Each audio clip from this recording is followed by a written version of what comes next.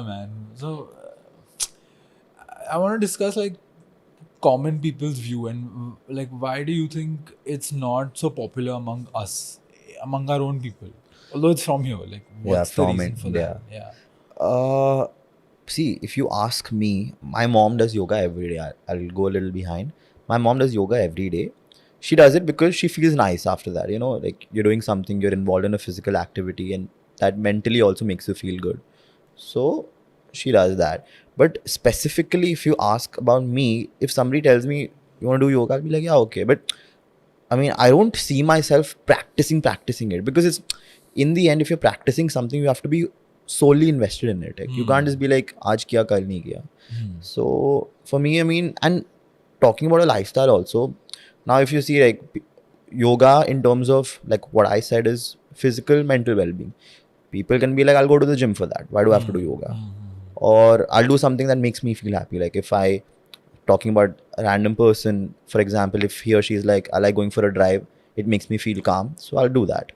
So I think it's very subjective. Some people feel yoga, they do it to feel good in the end. That, you know, oh, I've Yeah. done yoga, Yeah. I've practiced what I have, and I'm feeling great, so I'm going to continue doing this. Yeah. So I think it's very subjective. People like going to the gym. Like I like going to the gym, so I go to the gym. You like yoga, so you do yoga. And there's so many people will be having so many things that they would be doing. Yeah, so bro, I think it's subjective. It's very subjective. And like how I said earlier also, it's more of a trend. It's like, oh, if it's happening at that time, then I'll do it.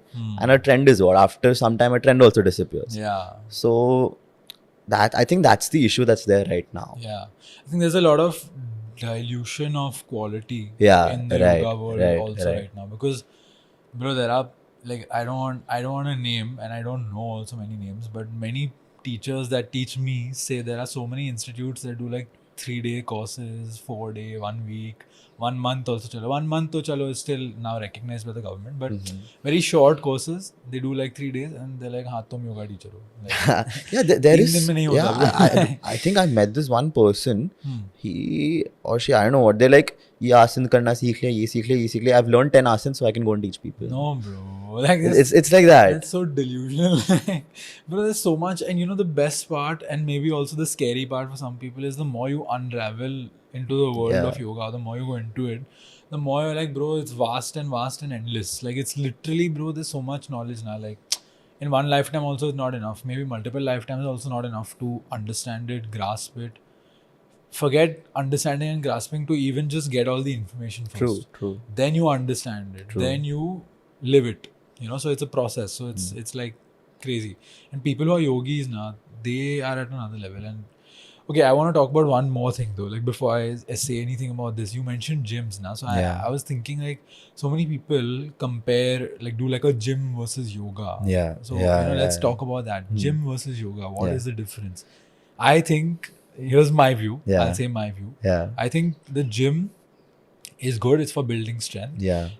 It's a dynamic practice. Right. It's only dynamic in nature. And there's little to no focus on the breath, I would say, in the practices. It's more to do with your movements.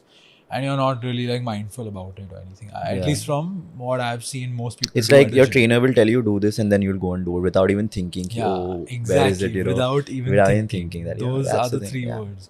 It's like, what if he's like, this movement is going to target your biceps.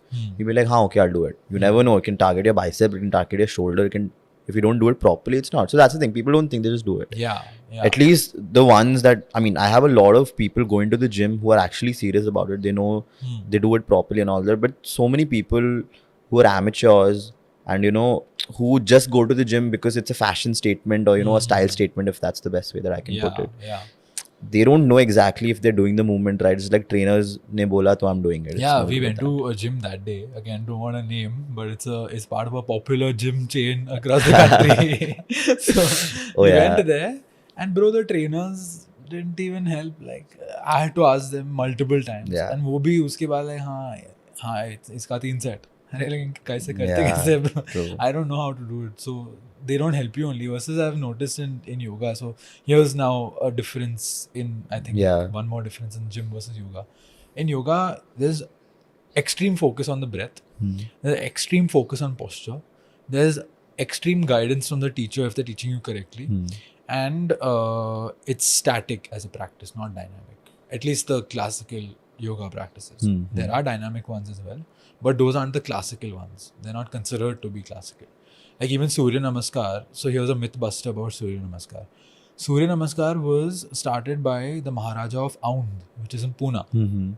He did like a culmination or a mix of certain practices, put it together so that's easy to practice for people to do in like one flow, and that's how there was Surya Namaskar. But historically or traditionally, Surya Namaskar is not part of yoga.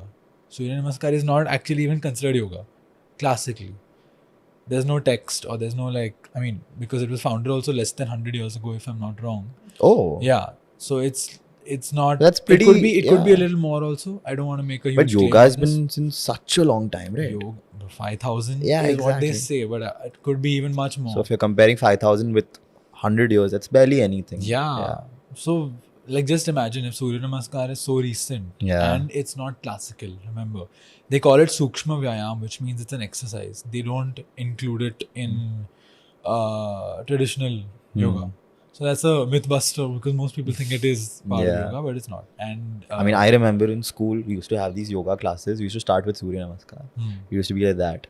So now this honestly is the first time that I'm even finding about the fact that Surya Namaskar is not a part of yoga.